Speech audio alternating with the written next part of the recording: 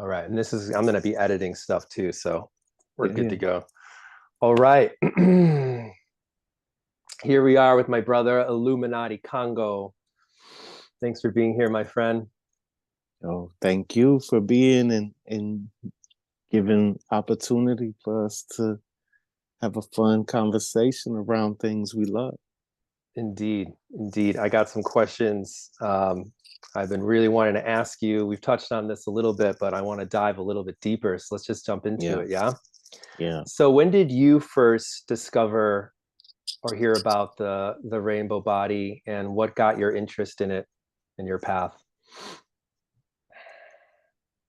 So in Rasta, I used to always hear about the rainbow circle throne Mm, from the book of Revelations. We would speak about that a lot in Rastafari culture in our reasonings or in our songs. Burning Spear mhm. has things related to it, and even Bob Marley has a song where he's talking about becoming rainbows Mm. as well. Uh, I forget which song that is. Rainbow Country, Oh yeah, yeah, yeah. Rainbow Country. So as a Rasta, I've been Rasta since little. So these things, and like the flag of Rasta, the red, gold, and green, it's called the rainbow flag as well. So uh, that is one way that I was first introduced to the concept. That is the same aura that you would see around Hmm. the icons and the iconography in the Ethiopian saints and in the saints of the Christian church universally. And so that's how I was first introduced to this idea that there's some type of multicolored, sort of like Joseph in the Technicolor Dreamcoat, Joseph in his multicolored jacket. Like these things was all sort of implanted maybe through uh, that tradition in my mind. And then I came across other writings about people talking about the uh, the rainbow aura of the body and even touching on rainbow body. It wasn't necessarily speaking on anything Tibetan at that point, but was coming across people describing the energy body as a body of these colors as well. And so that would be my first introduction to sort of like thinking about it Yeah. before I even came across the in-depth information in Tibet uh, that has been shared. And when I say in-depth, maybe it's not as in-depth as we'd like, and that's why this documentary is taking place. Right. Yeah. So when did you come across the like Tibetan rainbow body, and hearing about the cases that this is actually something going on like to this day? Hmm. Uh, well, I was introduced to physical immortality as an idea very early, Mm, and as well, and so rainbow body has came up in that discussion. It comes up in that discussion often. Some people might consider it physical immortality.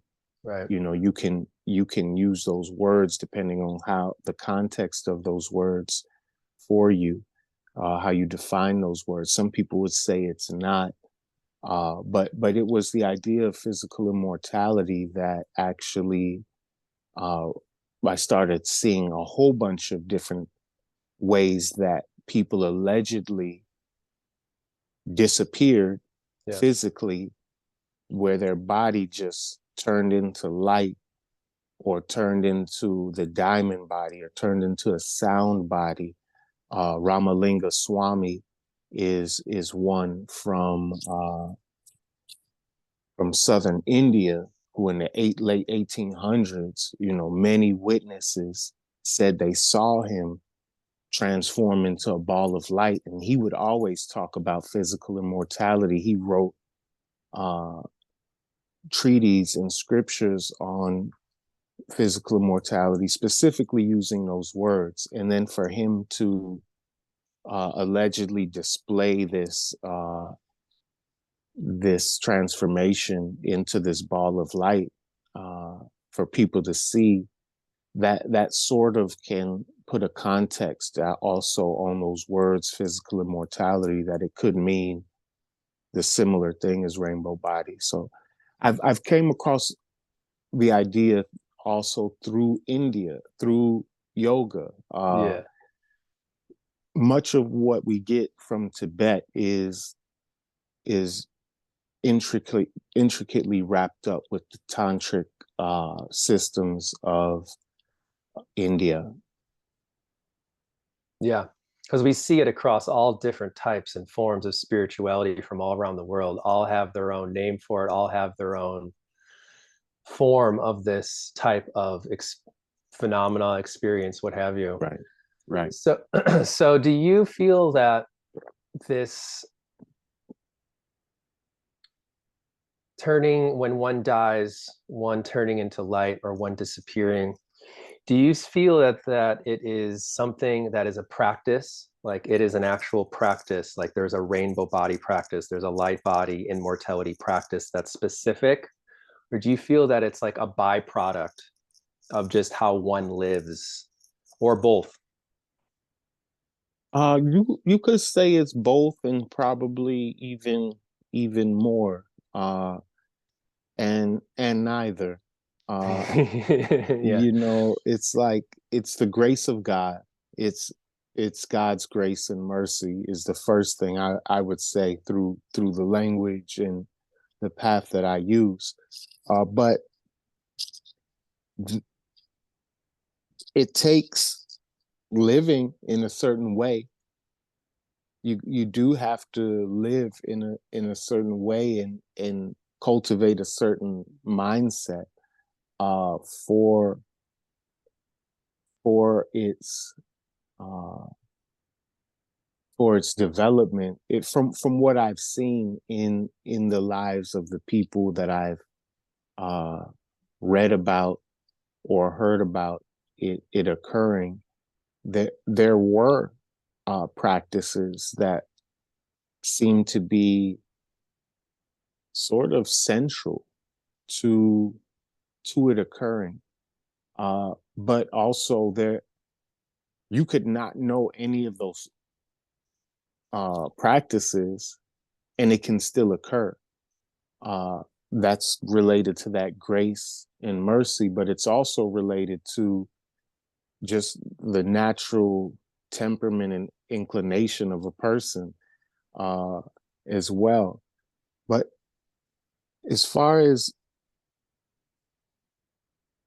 being able uh, to practice something, let's look at it like this: the Tibetan prayer flag. Mm. It's five colors, right? Those five colors of the Tibetan prayer flag are the five elements. Mm-hmm. The five elements are said to what make up our whole universe. And so it's it's theorized that having a practice with those five elements daily that make up the whole physical body, and which make up the colors of the rainbow body, that having a daily conscious practice with those elements could actually help assist one in uh, in that cultivation. It, in the word cultivation, attainment, these things don't properly describe it, because it's sort of like the natural essence of our soul. It's who we are Yeah. in our innermost being. And so there's nothing we have to do to attain it. It's more about just stripping off the layers that are interfering with that. And through God's grace, through love, through relationships, because relationships help. Like a lot of people think you got to go away and be on your own, and just be a hermit, and there is benefit to that. Don't get me wrong, but and you'll be in relation wherever you are. Yeah, you can't get away from relation, but that is the another place where we learn about our aura, where we learn about our energy body, and in our the rainbow body, our soul is definitely intimately linked with what people would call uh, the pain body. Uh, so the pain body is like our reactions to the things, the circumstances, what arises in our life. And when we react to those things and hold anything other than just be God's presence, just be that pure presence, Mm-hmm. it creates tensions in this energy body, resistance, and those things come from birth trauma, religious trauma, all types of traumas that we've experienced, and that's sort of what covers up the soul. As a baby, you you might you might be able to see that they're sort of rainbow body-ish when they come, when they first get here, and it's sort of what we accumulate that is covering that up. Yeah, I had a chance to see Dr. Robert Thurman in person here in Portland. He came just to do an open question forum, and I asked him, I'm like, what is the Tibetan rainbow body? And it was right when my son was born, Isa. He was probably 6 months, and my wife was holding him next to me, and he's like, what is a rainbow body? Your wife's holding one next to you. Mm-hmm. That's all he said. You see, and that's it. Like, I've never read that anywhere or heard it anywhere, but when you meditate on it, you come to similar revelations of words that might be able to somewhat describe it. Yeah, man. So like in Tibetan, so because we're focusing on the Tibetan form of this, so the shrinking when some of them, because there's technically three, four forms, right? Depending on how you look at this, there's the shrinking of the body at the time of death when one, quote unquote, vital signs have stopped, and then they stay in that form. Or there's the shrinking of the body and then they disappear, leaving hair, fingernails, what have you. And Maybe then teeth. there's just complete Complete disappearance, vanish. vanish without even the shrinking process, which can even happen as Sometimes reported. they leave a shrine. Sometimes a shrine is left in back too, like a gold Right. version of them or something. Exactly, right. Or they put their handprints or footprints in rock, like Padmasambhava. Supposedly, they said he just disappeared without even the death experience. He just in front of his disciples or his students, which I heard all of them also did that. So what do you feel that is? That whole the shrinking thing, the all the different occurrences that happen with, there's been reported there's music of angels in the air, there's the perfume, there's the sense, obviously the rainbows appear. What do you think that's about? I I think it's different styles. Different It's flavors? yeah, it's different styles based on how a person's mind works, because everyone's mind isn't going to think about things exactly the same.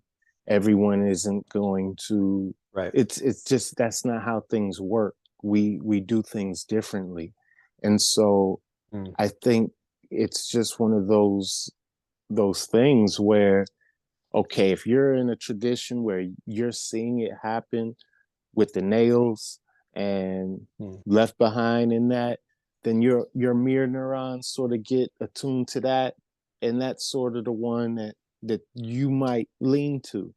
It might more naturally happen. That's not to say that a different one might Right. not happen, but I think it's just like tradition and what we think and how we are introduced to it, and how we expand upon it after we're introduced to it.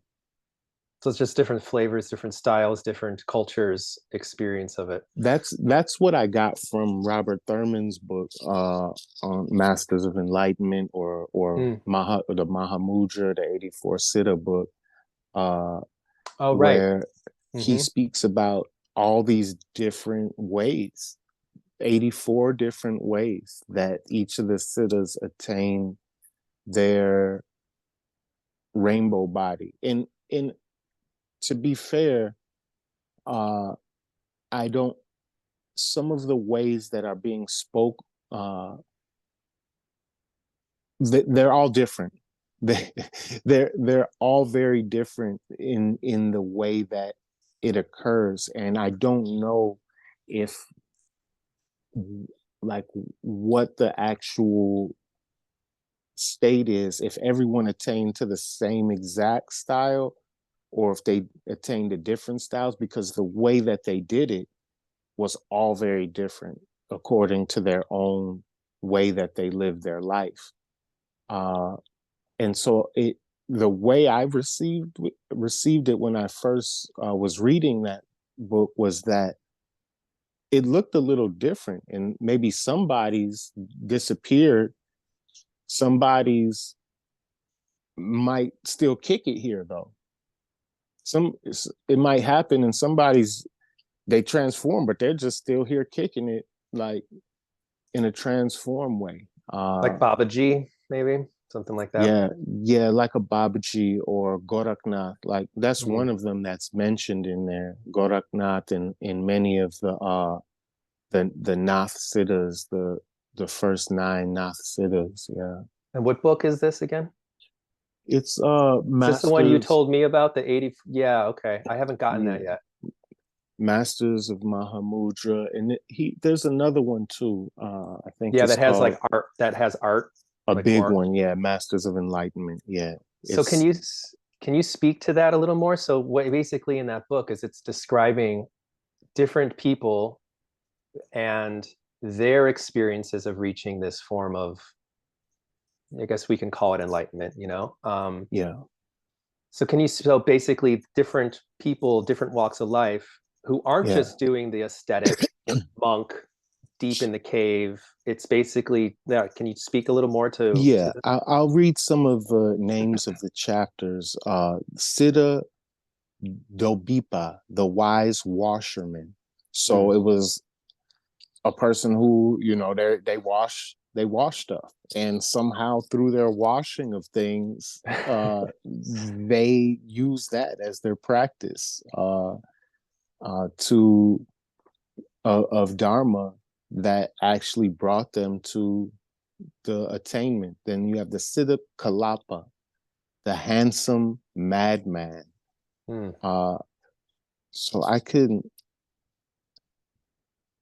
the the Siddha Ejogi, the rejected wastrel. So it's just showing all these different backgrounds. The Siddha Dukandi, the scavenger. It mentions, a prostitute. Here's the lucky beggar, uh, the great renunciate. That's Tilopa. Hmm. Uh, the Siddha Syalipa, the jackal yogin. It's so many different styles, in backgrounds and histories of the people's lives, and some were just normal, regular householders, and they just used their life and what they did in life. If you're constantly washing the clothes, you do your mantra, do your breath work with that. Yeah. Engage your consciousness with God as you do whatever work you're doing, so fully, be fully immersed, intensely immersed in whatever it is you do, and So I found that that was one of the greatest things I got from this book was seeing all the different ways. And actually, this is by Keith Dowman. This ain't by Robert Thurman. Uh, This is by okay. Keith Dowman. I'm So sitting here tripping. Robert Thurman has a copy, or he thought Robert Thurman wrote that, maybe. I thought Robert Thurman Okay. wrote it. I got him mixed up. I just looked right now. Yeah, yeah, yeah. Uh, Well, yeah. this is great, man, because this is my kind of big question that I want to ask everyone that I'm interviewing is because it seems to me, at least the parts that are recorded and witnessed, that people who are attaining or experiencing having this rainbow body type death experience, that so many of them were ascetics and monks and sadhus and spent 12 years in the caves. Like I have this book. I don't know if you've seen this. Have you seen this one? Mm-mm. This one, so it's this pretty great book that was released um about this Rinpoche. He's got one of these Bon old school names, so I can't Mm-mm. say it properly, but it basically says step by step what he did to attain the rainbow body. And it talks about what he did in dark retreat, day retreat, fasting, tantric sex, all these different steps to what he did and what he taught his disciples and students of how to practice the rainbow body. But it's so cultural to them. It's so deep, and I feel almost impossible unless you have word to word transmission. Mm-hmm. So that's kind of my main question and what this book is showing is that these people in this book who are living quote like maybe mundane ordinary lives actually had some sort of a light body death experience. Yes. Yes. So you've so But they did it because they completely immersed in their normal life in right. that consciousness. So Like you don't it feel that you have to do that there is that you so one living like we do with children and in Chicago and Portland can get to the same awareness state of being. You feel that that's possible? if it wasn't possible, then the whole underlying idea of ah and the natural great perfection would be invalidated. The whole thing would be invalidated if you can't do it everywhere, because everywhere is the natural great perfection. Yes, yeah.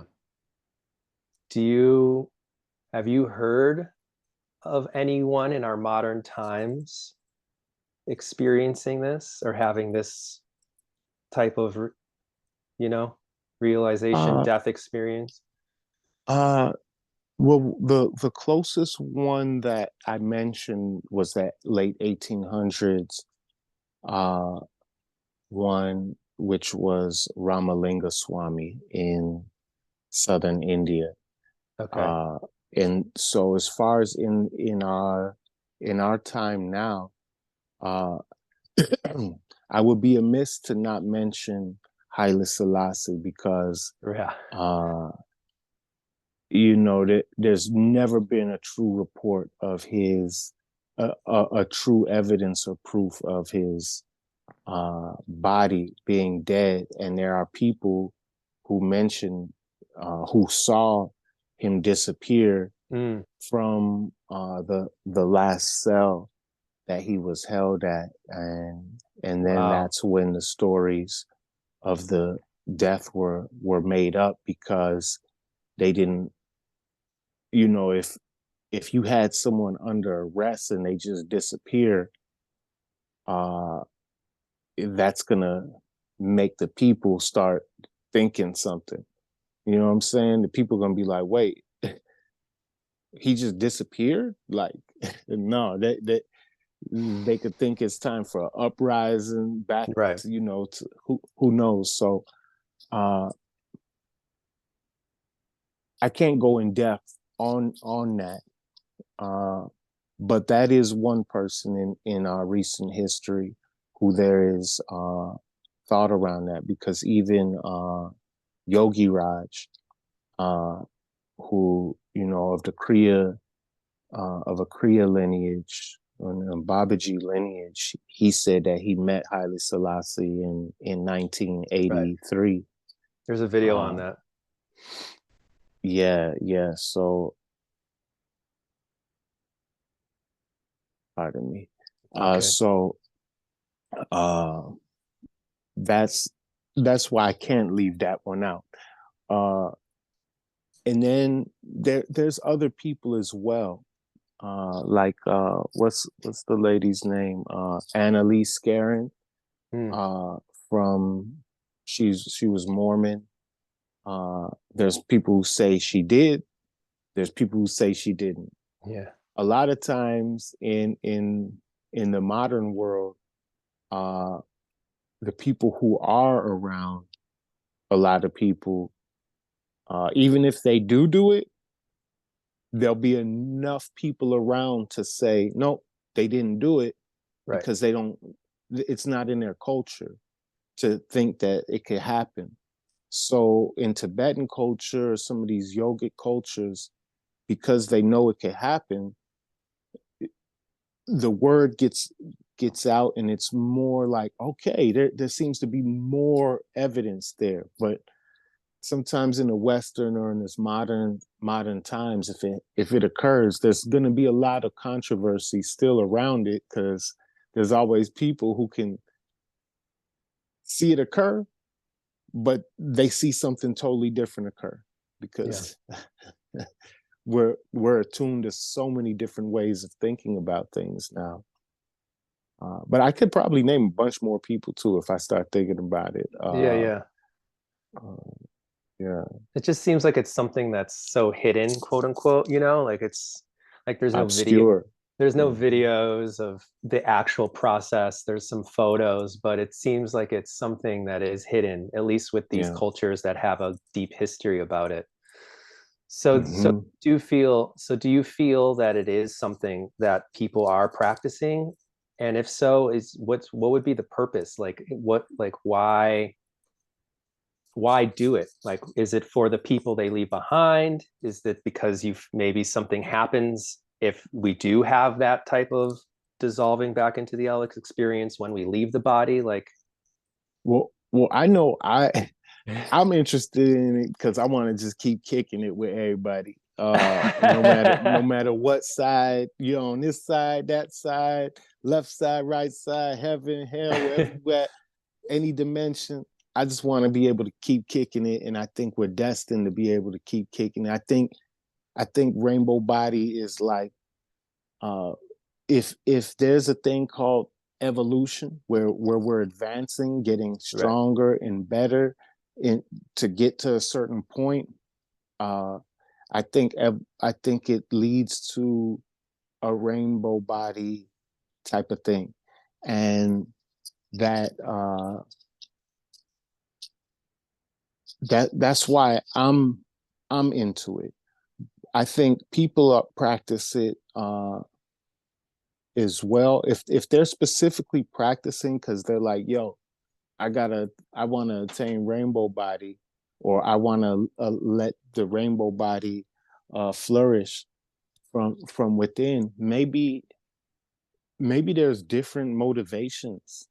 Yeah. Maybe they don't want to die. Maybe they know there's more than physical death, and they want, the same way people do lucid dreaming, attempt to stay lucid in their dreams. They're like, yo, I want to keep this whole, even the physical, I want to keep every part of my being lucid. Yeah. uh is physical is one of them words that people might not, they might see it as a dual, as another side of the spirit, but I don't. Physical is spiritual, spiritual is physical. They're one and the same. You look at water, it looks like the same type of stuff. When people try to draw a spirit, it look like water. You look at fire, it looked like a spirit. Yeah. It looked like that. the look, the way you see through it, it's substantial, but it's not. It's like fire look like air. You can't even see it. In breathing, it's called spirit, in spiritus. Like you get the word spirit in breath. And then the earth, you know, if you look at crystals and things like that, you know, when a crystal form in a shape like this on its own, this one isn't the best example of the shape protruding through, but when these mathematics protrude through on their own of dodecahedrons, icosahedrons, and octahedrons, and it's like you see in these symmetrical patterns showing themselves forth from deep in the earth, the atomic structures are like sort of fractalizing out into what we're seeing as crystals. We're like, oh, okay, there's this looks spirit, this look like spirit, you know, the whole thing, the whole physical matter is just spirit in all these different forms. Yeah. It's spirit in form. Yeah. And so we're already there. And I think maybe people just like, yo, I want to dissolve the barrier between the physical and the spiritual and be in complete unity consciousness. And that's what the rainbow body looks like to me. It's a form. It is a form. And what is form? Is it spiritual form? Well, spirit is undifferentiated. Spirit is everywhere. Spirit is equally and evenly distributed through everywhere. So when it turns into a form, there's some type of physicality to it. There's a form to it. Let's throw physical out the window. Let's just say form. Form and formlessness. You know what I'm saying? When you're looking at rainbow body, you're looking at a form. And so I think it's people that understand the importance of having a form, of like formlessness is cool. It's one part of it, but we're not trying to be gone. Like we're already gone. That's our emptiness. But now we're attempting to make our form, form and formlessness. It's just bringing those two sides to one unity consciousness, original wholeness. That's what I see rainbow body as. It's beautiful, man. Yeah. So it's like another form, just another body, another vehicle. Yes. You have a book, Tantric Rainbow Body Breathing. Yes. I have not read it yet, but can you speak to that? And because is this something kind of you have a goal to experience? Like, because you wrote this, you know, can you kind of talk about the book and then your personal approach to this? Yeah. The book is, I've had, when I saw that prayer flag and that it was made up of all those elements, and that the rainbow body is made up of these elements, it was the book, basically, the information was like, yo, speak about it, write about it, about it. Because even the word tantra, the tantric just tantra has many meanings. One of them is to weave or to braid together. Another one is unbroken or continuous. And that's the type of breath work that I do, is I connect my breath. So it's continuous, it's unbroken. There's no pause between the inhale and the exhale. So as I'm doing this, I'm like, yo, the main thing that's keeping us here, invigorated, animated, the breath, it can be done in a connected, unbroken way.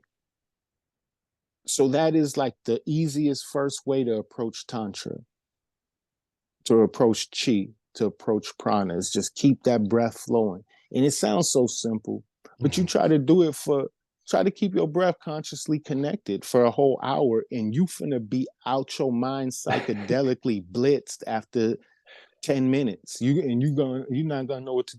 And when you feel that bliss start coming on you, you like, oh, what is this? And you find that there's this bliss inside of the breath, inside of the elements, and you can start experiencing your energy body, your rainbow body. Any experience with your aura is experienced with your rainbow body. It doesn't have to be such a hidden thing. Any experience with our emotions is experienced with our rainbow body.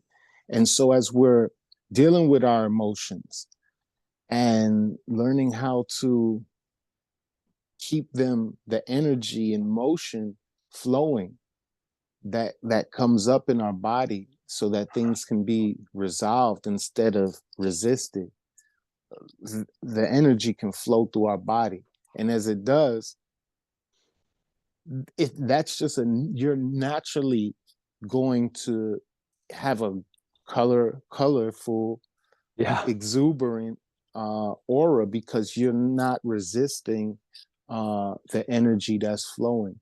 So that started coming up in my practice just through sitting with fire, sitting with in the bathtub every day, doing those practices. I'm telling you, like being with fire, earth, water, air every day and space in a conscious way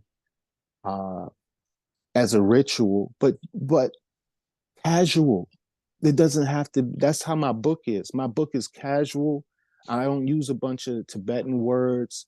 I don't say anything that's complex. Like a little kid could understand the book, and that's why I wrote it, because I have read a lot of things related to it, built with, lamas, teachers, people who deal with it. And it can seem complicated, Right. but my teachers are simple. That's why I F with the teachers I do, because they're similar like me. I don't need the complexity will take care of itself. Unless I'm drawn to focus on something that's complex because that's just what I love to do, I'm not going to do it. But if I do love to do it, it won't be complex no more because I love it. So that's how I don't have to ever have any complexity in my life. Is I only work with what's simple and what's easy for me because I love to do it. Like if I love working on a computer, that's not going to feel complex to me. It's going to feel like, oh man, I love this. Okay, just get these instructions, figure out how this connects with this, do this. But oh, this is the problem. Okay, I've worked through all these problems. Let me see if this could be the problem. It's like if you love doing something, Right. it's going to be simple for you. And it's the same thing with Rainbow Body. If you love the ideas around it, some of them that might seem more complex, they won't be complex after a while of just sitting with them, talking to a few people. That's what you're doing right now. Yeah. You're like, okay, I love Rainbow Body. This is a little complex. I'm gonna sit with a few people, see if this shit could get simpler for my understanding, and I could make a You can simpler decide. documentary for other people's understanding. Uh, and so that's a part of it. Simplifying the process. It's not meant to be complex, but you can only simplify it if you love it, and if you love it, you're gonna make it easy. Yeah.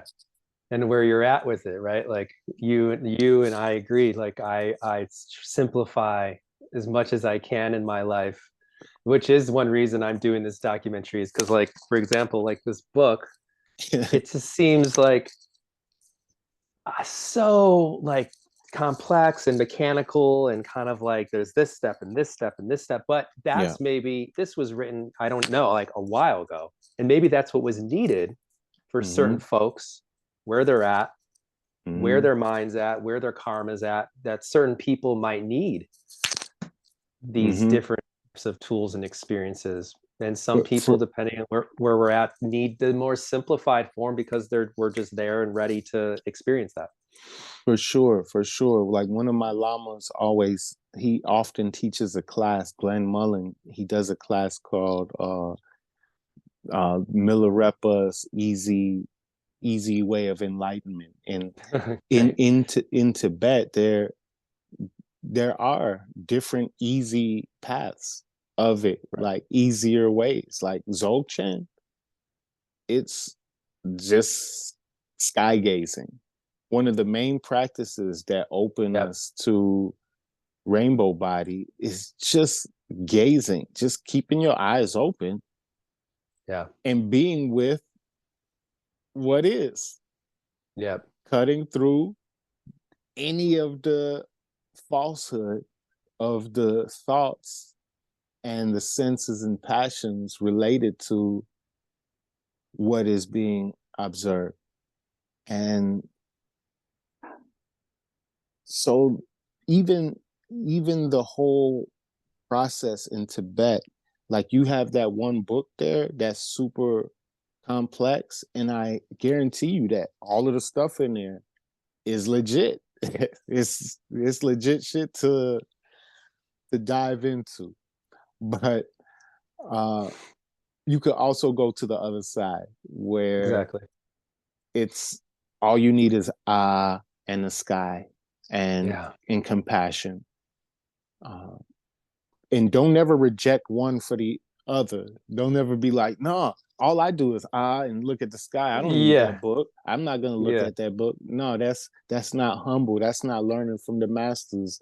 Don't ever be Yeah. like, oh no, it could never be that simple. You actually need these steps. Like there's a time for it all.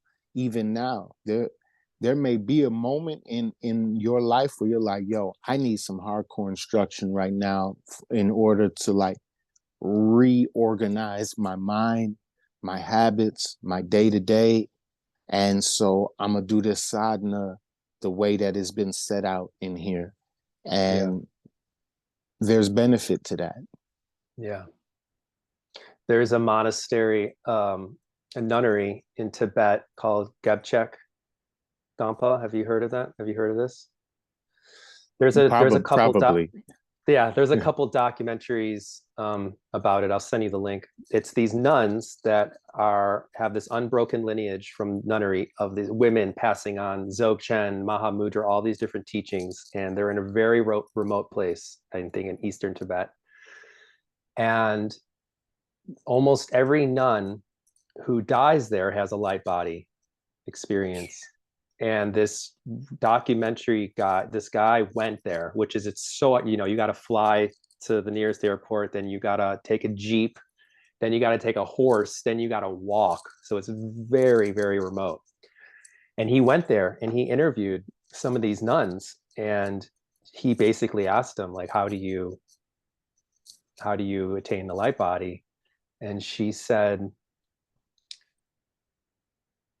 abandon all effort, find the silence beyond thoughts, and then simply remain. And the body will dissolve into light.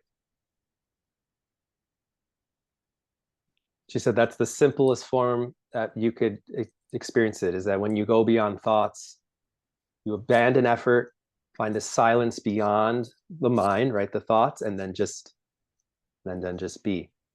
Mm-hmm. That is sound to me. And you can do that in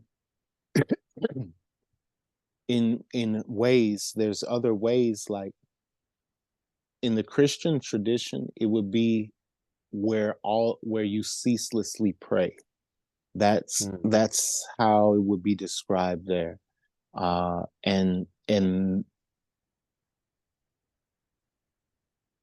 so it's like it's emptiness as well, because the only there's or it's a single thing. You're just praying. You're That's the only thought that's going on is prayer. And it's I focus on that too, on the links with some of the other traditions, because uh there are so many saints who attain similar things Yeah. in those traditions. And so it's good to know that you don't have to be a certain religion or a certain anything Right. for it to happen. You just got to have love, faith, and yeah, abandon all them passions. Have a certain level of self-awareness Yeah. too, which I think a lot of these practices throughout the different traditions, I feel like it's, to me, it's helping people get to that place where they can sit and they can do nothing and they can experience what it's like to not identify with the thoughts and to cut through. That some of us need to sit in a cave for 12 years and some of us need to fast and some of us need, like, there's Mm-hmm. all these different Mm-hmm. recipes for all these different souls to get to this place of experiencing. I mean, just being saying that, abandon all effort, saying that to a lot of people, especially in the West, they're like, what the fuck are you talking about? How do I do that? Mm-hmm. So It's the same thing the Bible says. Come unto me, all ye who are weary and heavy laden, and I will give you rest. It's the same thing. It's the same thing. Go to God, God gives you rest. God gives you the relaxation, the peace, the yeah. emptiness, the peace that surpasseth all understanding. Would you feel that psychedelics and even cannabis are just in this realm of talking are just like a tool to for one to get to that space that can allow the light body to flourish? Like what how do you feel psychedelics and cannabis have an effect on all this that we're talking about? They can be. The breath is super important when utilizing any of those things so that you can really process with it. Like psychedelics and cannabis, these things can help one process their emotions Hmm. and and be uh, and cut through past the influx of thoughts, but they can also numb a person and make them think they've done the work uh, and delude a person. So Hmm. it's really it's that and that's with anything though. Even information can do that. You can get a piece of information and be deluded and think you've done all the work just because you know something. And Right. so it's not really about the substance. It's more so about how people are thinking uh, and how they're conducting themselves with such things. Uh, and you never want to uh, make anything a crutch or what you rely on for your uh, experience of God. You know, you can have helpers. You can Right. have helpers in that different saints, different plant ally friends, brother Acacia, you know, and sister Prairie Grass. Hmm. But you don't want to make them, you know, your Christ. Uh, you know, Christ is within. Booty, Buddha, shake your booty.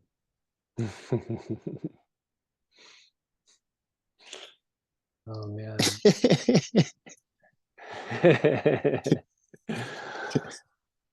Oh,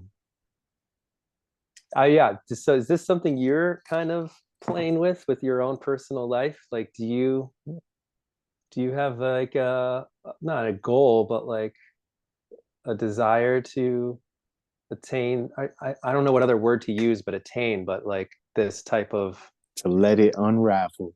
I unravel, have yeah, I do. I have the desire to let it spiral out from my heart because it is, I have a desire for life.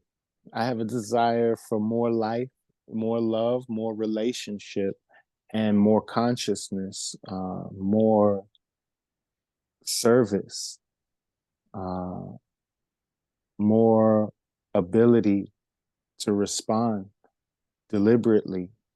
Mm. And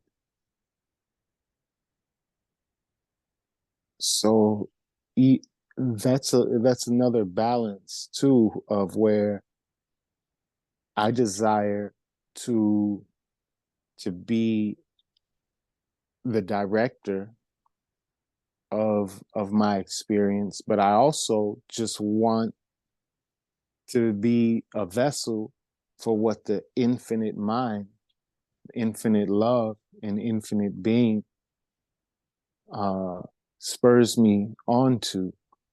Uh, and so I think that the impulse in me for rainbow body or physical immortality comes straight from God, straight from Mm. infinite intelligence. Jesus did it. You know, Yeah. you got the book where they're comparing the Francis Tissot book, Rainbow Body and the Resurrection, where they're comparing Jesus' resurrection and rainbow body. Uh, Whatever the case, Jesus did it. Milrepa, Padmasambhava, Enoch, Selassie. Melchizedek, Selassie. You have you have many uh, who did it, and I don't think it's only through God grace. It's only through God will that it happened. Uh, it's not through a vain will of man, of a transhumanistic wish. No, this is sort of the impulse that all life has. Life has a impulse to want to live, and where there is uh, death and renewal, transformation, there's still life. Life isn't the opposite of death. Birth and Mm. death are, you know, the two sides of that. But life is what contains them all. But you can't have death or birth without the one thing that's life. So for me, rainbow body is life itself. Mm. Rainbow body is life. It's not birth and death. It's just we're born, but we can actually be received into greater life by bringing forth, by allowing God, love, compassion, and livication to bring forth the rainbow body, which is the natural impulse of all life, of every point and particle of creation is looking to be deified to this extent, uh, according to the scriptures, according to biblical scriptures, according to Sastra, according to Dharma.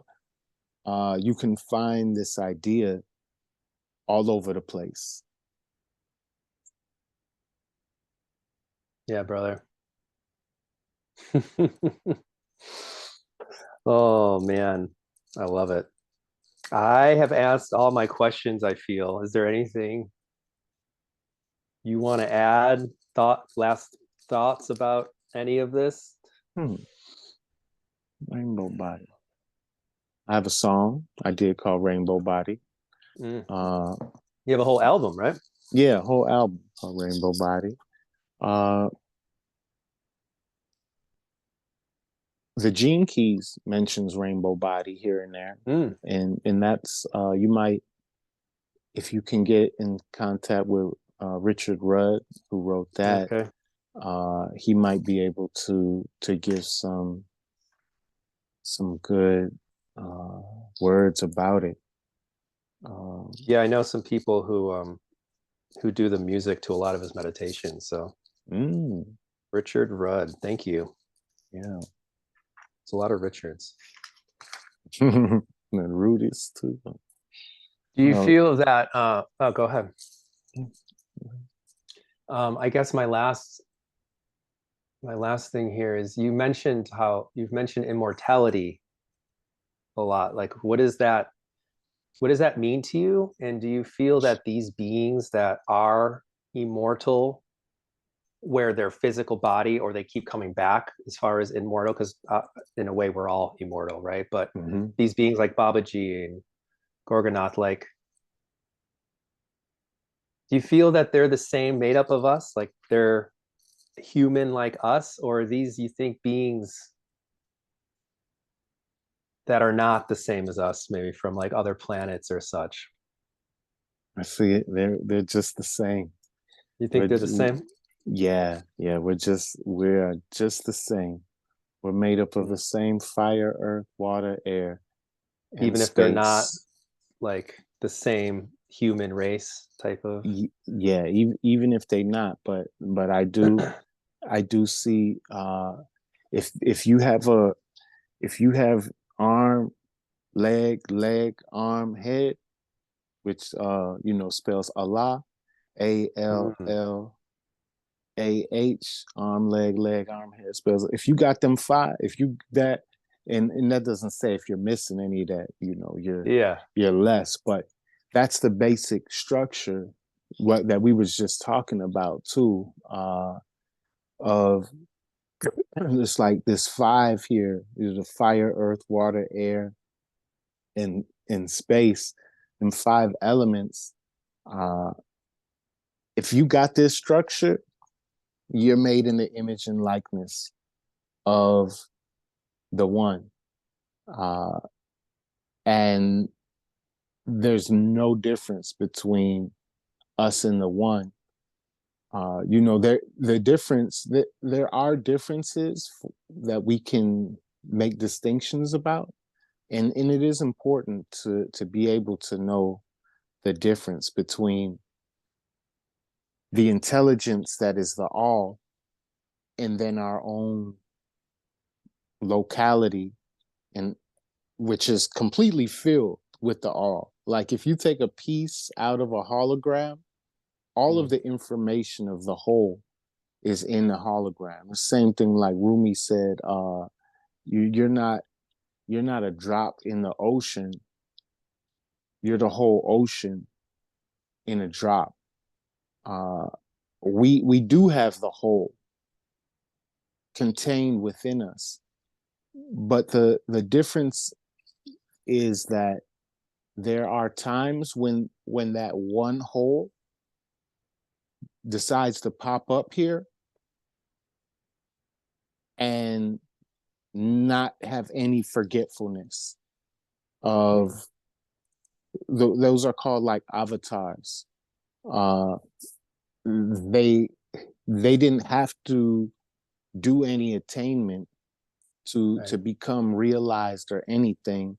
they right, they came with the same wisdom and attitude of that one that we all are, right. but most of us are covered over, almost all Mm, of us are covered over naturally through these things, but every now and again through grace and mercy that one pop up, in order to, according to the Bhagavad Gita, it says to reestablish uh relationship with my devotees and to remove the miscreants, to remove those who is fighting against people and causing disaster on the earth. And so you've seen this in the histories. Even Buddha is one of these appearances as well, in according to the yogic traditions. So so yeah, I see uh those beings as they're one with us. The difference may be in ascending and descending. Maybe they're descending masters and we're ascending. They ah, come here. The avatar is a descent of that wisdom. Mm, Uh, to whereas help us we, ascend. yes, yes, but really, once you ascend, then you want, then you realize it's all about down here. You- It's not about all up there. That's an important point too. That's why Mm, there's a thing called bodhisattva, right. because it's not about there. It's about being completely present here, and Mm-hmm. that's also another thing that inspires rainbow body, because that is us being completely present. Our rainbow body manifesting here in relating here is us being completely present. So that is uh, why I am on the path of cultivating it. Uh, yeah, Having little ones helps a lot with that, huh? yeah, Having children. yeah. It does. It does. They are little gurus, and then they Yeah. grow to big gurus, and then you just keep learning. You just keep learning with, from, and teaching together. Yeah, man. Wow. Thank you so much, brother. Thank you for this Yeah, conversation. This was absolutely delightful. You create music, you create scrolls, as you call them, or books. Where can people yeah. find you? Where can people find your art, your Uh, service? at illuminaticongo.org, most of my offerings are there. Illuminati Congo, ILLUMINATICONGO. You know how to spell Illuminati. You know how to spell Congo. Just put those together. .org. Yeah, I got stuff there. I'm on Spotify and Instagram and YouTube and all of those places. Amazon books are there too. So Okay, awesome. Much love, my brother. Thank you so much. thank you. It was a great pleasure to build with you. Yeah, and stop the recording. Bam.